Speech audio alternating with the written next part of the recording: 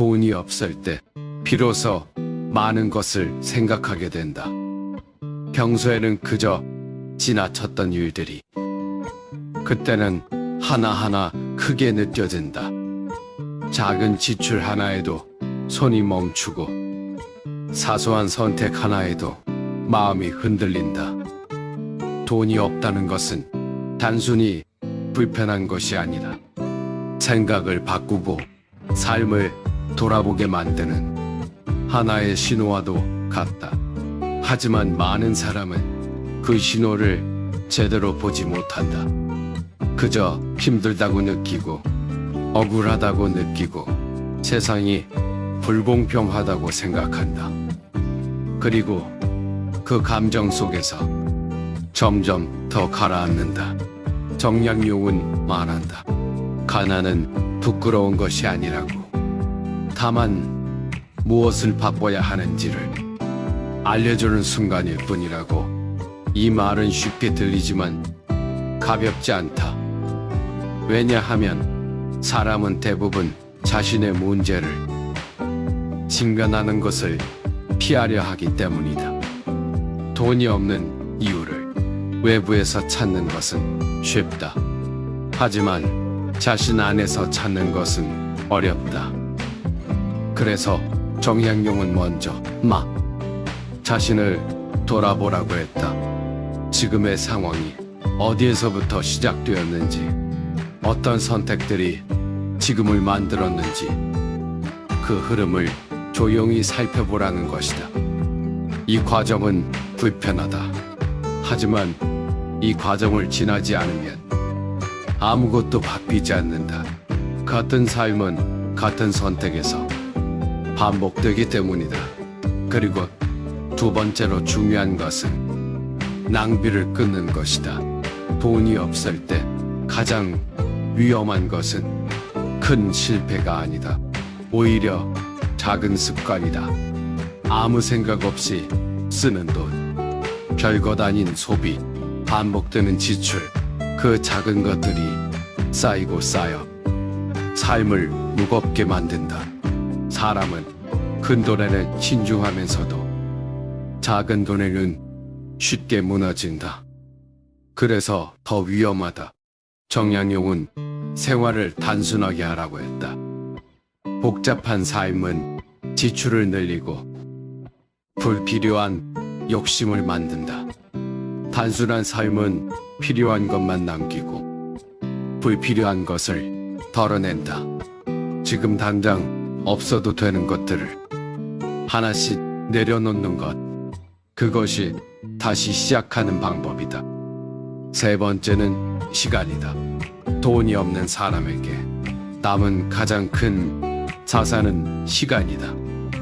하지만 아이러니하게도 많은 사람은 그 시간을 제대로 사용하지 못한다. 불안하다는 이유로 아무것도 하지 못하고 생각만 하다가 하루를 보내고 다시 후회하는 것이다. 그 반복이 삶을 더 무겁게 만든다. 정약용은 이 시간을 그대로 흘려보내지 않았다. 유배지에서도 그는 멈추지 않았다. 책을 읽고 글을 쓰고 자신을 단련했다. 누가 시키지 않아도 스스로를 쌓아 올렸다. 그는 알고 있었다. 지금의 시간이 훗날의 차이를 만든다는 것을. 그래서 작은 것이라도 계속 이어갔다. 하루에 한 줄이라도 쓰고, 하루에 한 가지라도 배우고, 하루에 한 걸음이라도 나아갔다. 그것이 쌓이면 결국 다른 사람이 된다. 돈은 그 다음에 따라오는 것이다. 네 번째는 비교를 끊는 것이다. 사람은 힘들수록 남을 더 보게 된다. 누군가는 잘 살고, 누군가는 여유 있고, 누군가는 쉽게 돈을 버는 것처럼 보인다. 그 모습은 더 큰 좌절을 만든다. 하지만 그것은 전체가 아니다. 보이는 것은 일부일 뿐이다. 정약용은 남을 보지 말고 자신을 보라고 했다. 남의 속도는 중요하지 않다. 내가 멈추지 않는 것이 더 중요하다. 조금 느려도 괜찮다. 하지만 멈추면 안 된다. 속도는 결과를 바꾸지 못하지만 지속은 결과를 바꾼다. 그 차이는 시간이 지나면 분명해진다. 그리고 5번째는 기회를 보는 눈이다. 돈이 없을 때는 모든 것이 막힌 것처럼 보인다. 할 수 있는 것이 없고 가늠한 길이 없는 것처럼 느껴진다. 하지만 자세히 보면 언제나 작은 기회는 있다. 문제는 그것을 보지 못한다는 것이다. 익숙한 것만 찾고 편한 것만 선택하면 기회는 지나간다. 정약용은 낯선 것을 받아들였다. 새로운 생각을 두려워하지 않았고 익숙하지 않은 길도 피하지 않았다. 그 태도가 그를 다르게 만들었다. 지금 필요한 것은 완벽한 기회가 아니다. 작은 가능성이다. 그리고 그것을 붙잡는 용기다. 마지막으로 가장 중요한 것은 마음이다. 돈이 없다는 이유로 자신을 낮추기 시작하면 모든 것이 무너진다. 사람은 스스로를 어떻게 보느냐에 따라 삶이 달라진다. 나는 안 된다고 생각하면 정말 그렇게 된다. 나는 할 수 있다고 생각하면 조금씩 바뀌기 시작한다. 정약용은 어떤 상황에서도 자신을 포기하지 않았다. 그는 알고 있었다. 지금의 상태는 영원하지 않다는 것을. 그래서 조급해하지 않았다. 그리고 멈추지도 않았다. 그저 묵묵히 자신의 길을 갔다. 돈이 없는 시간은 지나가는 과정이다. 그 시간을 어떻게 보내느냐에 따라 앞으로의 삶이 달라진다. 조용히 정리하고 조용히 줄이고 조용히 쌓아가는 것. 그것이 가장 현실적인 방법이다. 돈은 갑자기 생기지 않는다. 하지만 반드시 쌓인다. 그리고 그 시작은 언제나 지금이다. 지금 이 순간 어떤 생각을 하고 어떤 선택을 하고 어떤 시간을 보냈는지가 결국 모든 것을 바꾼다. 정약용의 인생 처방은 화려하지 않다. 하지만 가장 확실한 길이다. 흔들리지 않고 낭비하지 않고 멈추지 않는 것. 그것이면 충분하다. 그렇다면 이 모든 것을 알면서도 왜 사람들은 바뀌지 않는 걸까? 그 질문이 남는다. 정약용도 그 답을 알고 있었다. 사람은 알면서도 하지 않는다. 알면서도 미룬다.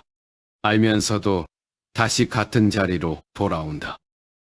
그것은 의지의 문제가 아니다. 습관의 문제다. 우리가 매일 반복하는 작은 행동들이 결국 우리 자신을 만들기 때문이다. 좋은 책을 한 권 읽는다고 삶이 바뀌지 않는다. 좋은 말 한마디를 듣는다고 삶이 바뀌지 않는다. 중요한 것은 그 다음이다. 그것을 듣고 나서 무엇을 했느냐가 중요하다. 정약용은 유배 18년 동안 500권이 넘는 책을 썼다. 하루아침에 쓴 것이 아니다. 매일 썼기 때문에 가능했다. 크게 쓰려 한 것이 아니다. 그냥 오늘 쓸 수 있는 것을 오늘 썼을 뿐이다. 그 하루들이 쌓여서 조선 최고의 실학자가 되었다. 우리도 마찬가지다. 오늘 한 걸음이 내일의 나를 만든다. 돈이 없는 시간은 사실 가장 솔직해지는 시간이다. 무엇이 정말 필요한지, 무엇이 그저 욕심이었는지, 무엇이 나를 채워주고, 무엇이 나를 비워가게 했는지 그 모든 것이 선명해진다. 여유가 있을 때는 보이지 않던 것들이 결핍 앞에서 비로소 드러난다. 법정 스님은 이렇게 말했다.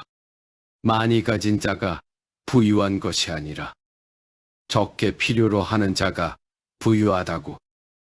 이 말은 가난을 미화하자는 것이 아니다. 진짜 풍요가 무엇인지를 다시 생각하게 만드는 말이다. 우리는 너무 오랫동안 돈의 많고 적음으로 사람의 가치를 재어왔다. 하지만 그 기준은 언제나 불안하다. 돈이 생기면 더 원하게 되고 더 원하면 또 불안해지기 때문이다. 그 끝이 없는 것을 정약용도 법정 스님도 알고 있었다. 그래서 그들은 다른 기준으로 살았다. 내가 오늘 얼마나 배웠는가? 내가 오늘 얼마나 성장했는가? 내가 오늘 얼마나 나다웠는가? 그 기준으로 하루를 보면 돈이 없는 날도 헛되지 않다. 가난한 시절을 지낸 사람들 중에 나중에 크게 일어선 사람들이 있다. 그들의 공통점은 무엇일까? 화려한 능력이 아니다. 특별한 재능도 아니다. 그들은 그 시간 동안 자신을 잃지 않았다. 어려운 상황이 자신을 규정하도록 두지 않았다. 나는 가난하다는 생각이, 나는 안 된다는 생각으로 이어지지 않도록 막았다. 지금의 상황은 상황일 뿐이다. 나 자신이 아니다. 정약용도 그렇게 살았다. 유배는 형벌이었지만 그는 그것을 자신의 전부로 받아들이지 않았다. 오히려 그 시간을 학문을 기피하는 기회로 삼았다. 상황을 이길 수는 없어도 상황에 삼켜지지 않을 수는 있다. 그것이 그가 우리에게 말없이 보여준 것이다. 사람들은 흔히 말한다. 돈이 생기면 달라지겠다고. 여유가 생기면 공부하겠다고. 안정이 되면 시작하겠다고. 하지만 그 족벌은 좀처럼 중독되지 않는다. 왜냐하면 준비가 된 뒤에 시작하는 사람은 영원히 준비 중이기 때문이다. 정약용은 조건이 갖춰지길 기다리지 않았다. 유배지에는 좋은 책도 없었고 훌륭한 스승도 없었고 편안한 환경도 없었다. 그러나 그는 시작했다.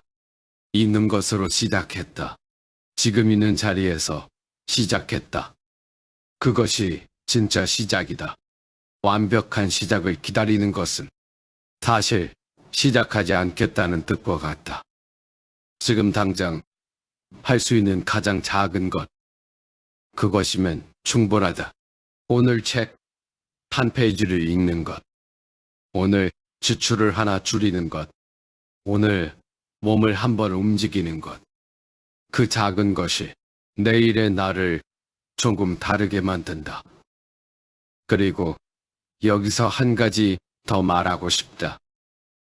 돈이 없는 시간 동안 사람들이 가장 많이 잃는 것은 돈이 아니다.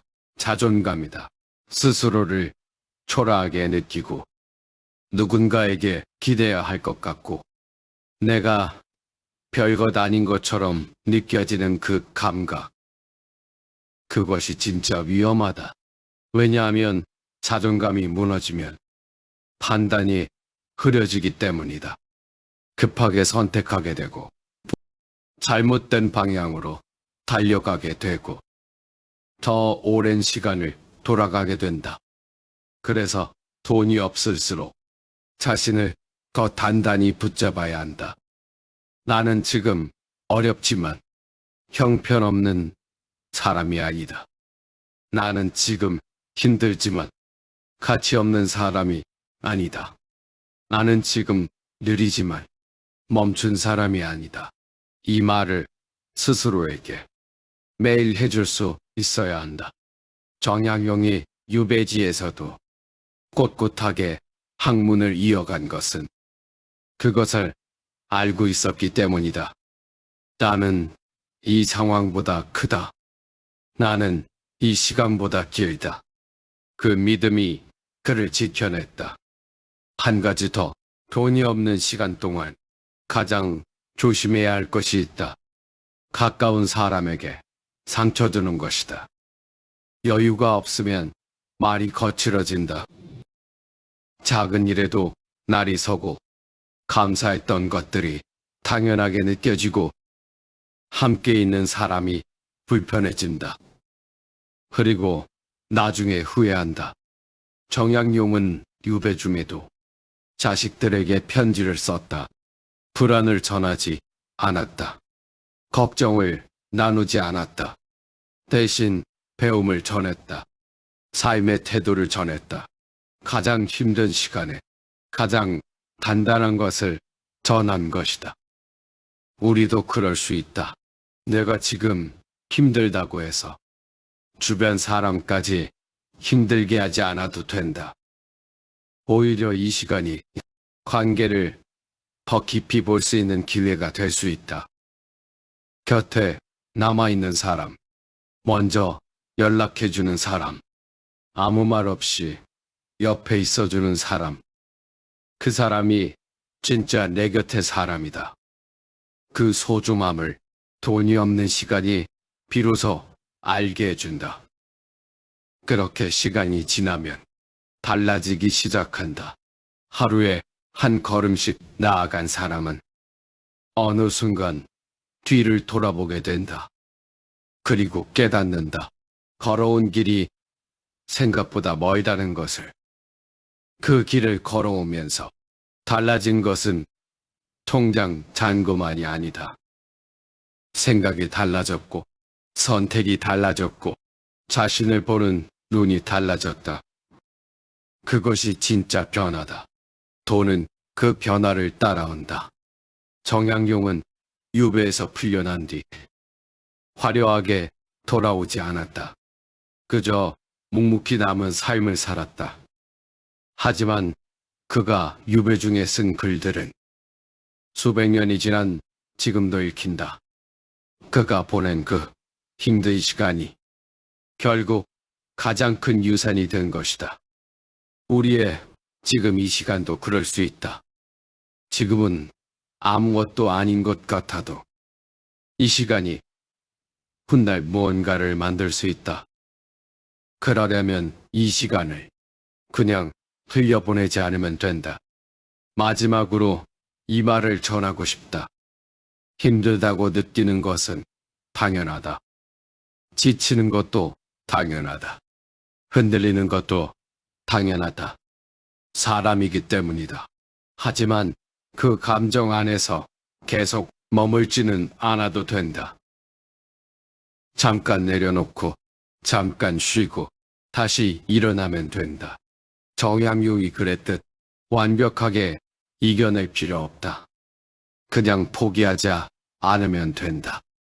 오늘 하루를 버텼다면 그것으로 충분하다. 내일 또 하루를 버티면 또 그것으로 충분하다. 그 하루들이 모여 결국 삶이 바뀐다. 돈이 없는 지금 이 순간이 당신을 끝내지 못한다. 당신이 멈추지 않는 한 이 시간은 반드시 지나간다. 그리고 지나간 뒤에야 알게 된다. 그 시간이 당신을 얼마나 단단하게 만들었는지를.